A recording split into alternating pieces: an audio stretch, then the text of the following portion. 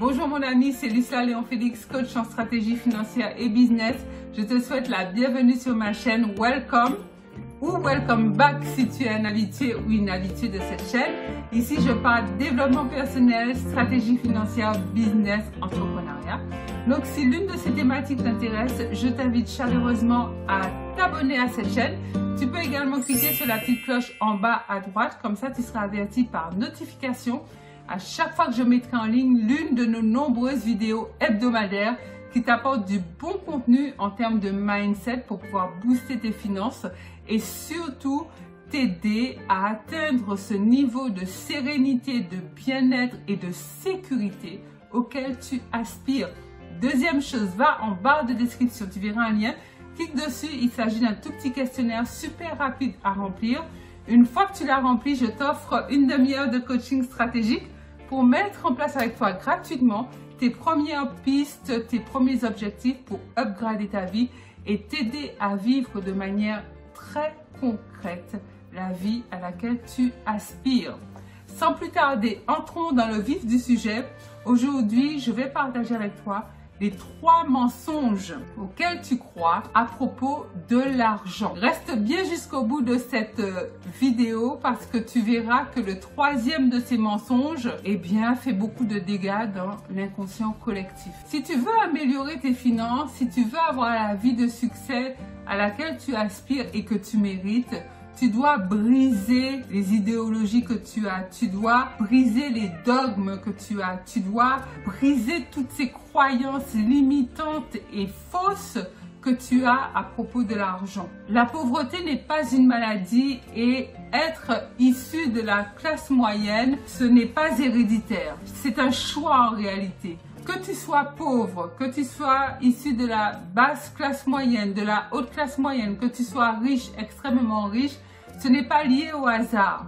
Parce que même quelqu'un qui est né dans la richesse, il peut tout perdre. Ou alors quelqu'un qui est né, qui a hérité de ses parents, qui avaient déjà fait fortune, peut accroître encore cette richesse. Quelqu'un qui est né dans la pauvreté peut devenir extrêmement riche. C'est toujours une question de choix, mon ami. Sache-le et crois-le. Et l'objet de cette vidéo, justement, c'est de briser une fois pour toutes les croyances limitantes que l'on a à propos de l'argent. Il y a quelqu'un qui a dit « Je suis né pauvre, ce n'est pas de ma faute, mais si je meurs pauvre, ça sera de ma faute. » C'est exactement ce dont il s'agit. L'argent, que ce soit l'absence d'argent ou l'opulence en matière d'argent, c'est toujours une question de choix. C'est une question de décision. Si tu as décidé de sortir de la pauvreté, tu y parviendras. Si tu as décidé de rester dans la pauvreté, tu y resteras.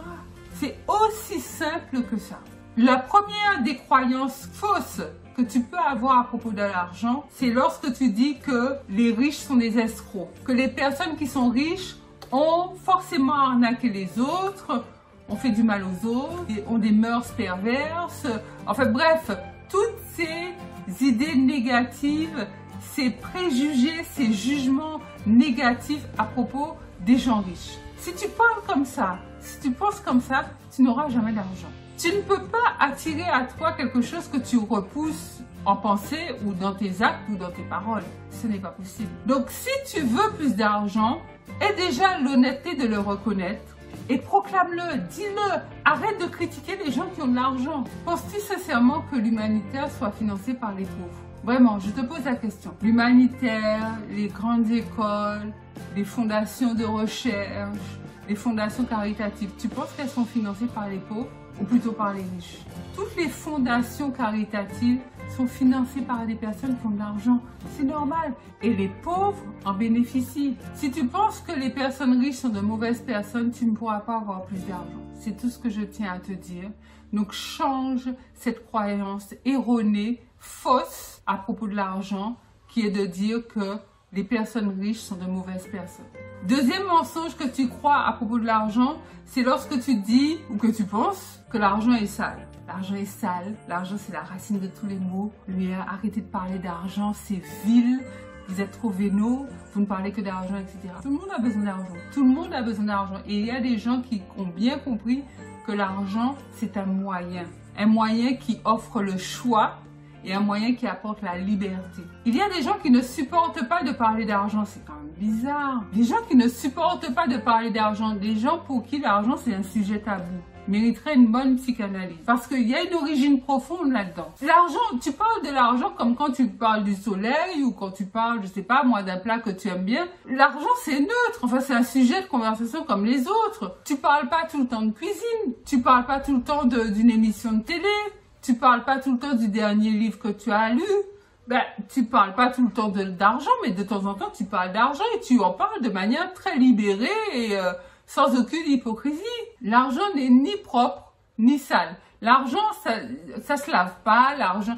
Je sais pas d'où viennent toutes ces idées que l'argent c'est sale, que l'argent ne fait pas le bonheur. L'argent n'est pas sale, l'argent n'est pas propre. L'argent ne fait pas le bonheur, il ne fait pas le malheur. Tout simplement parce qu'on place l'argent à des endroits où il n'a pas lieu d'être. On lui donne des fonctions, des attributions qu'il n'a pas en réalité. Mais je vais te dire quelque chose, mon ami. La plupart des gens qui tiennent ce genre de discours, des propos un peu fallacieux et bizarres à propos de l'argent, comme quoi il est sale, il fait pas le bonheur, arrêtez de parler d'argent, et pour eux c'est super tabou de parler d'argent. En réalité, quand tu creuses bien, c'est pas des gens qui n'ont pas besoin d'argent. Ils ont besoin d'argent comme tout le monde. Ils se mentent à eux-mêmes et ils ont baissé les bras.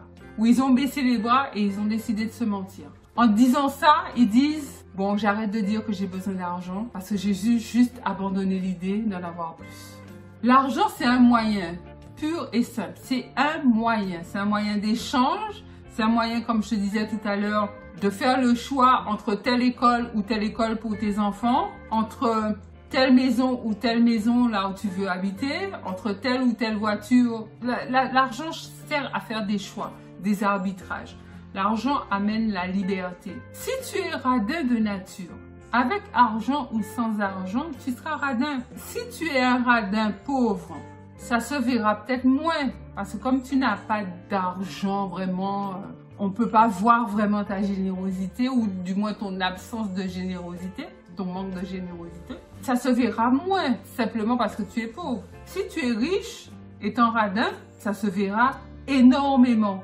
Parce que comme tu as beaucoup d'argent, tu as beaucoup de moyens de faire preuve de générosité. Donc là, on verra ton absence de générosité. Aussi simple que bonjour.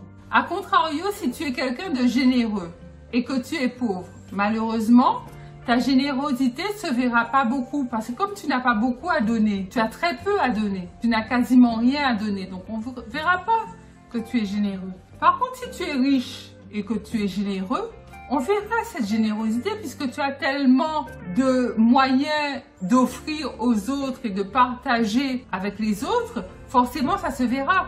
Donc tu vois, les qualités, les défauts n'ont rien à voir avec l'argent, elles sont juste exacerbées lorsqu'on a beaucoup d'argent. L'argent va révéler qui tu es déjà en réalité avant même d'avoir de l'argent. Troisième mensonge que tu crois à propos de l'argent, c'est qu'il faut travailler dur pour avoir de l'argent. C'est faux.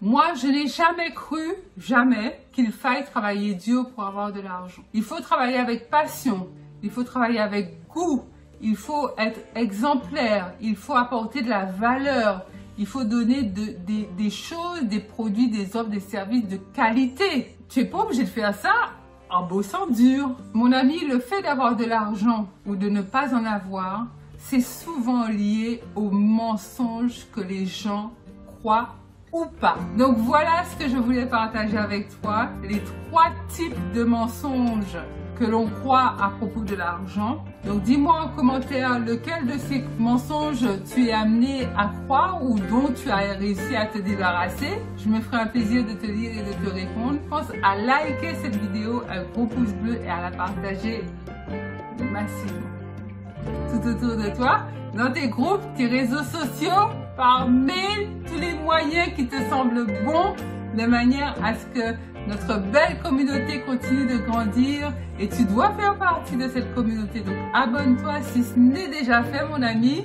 C'est Lucia Léon Félix, coach en stratégie financière et business. Je te dis à très vite pour une nouvelle vidéo.